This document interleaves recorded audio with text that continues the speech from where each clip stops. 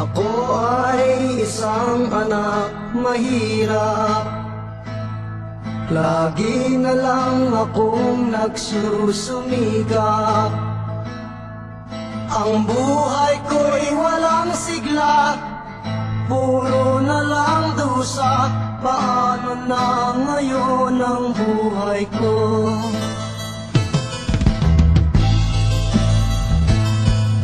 Sa akin ay walang tumatanggap,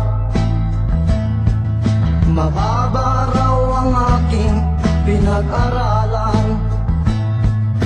Grade 1 lang ang inabot ko, no read, no write.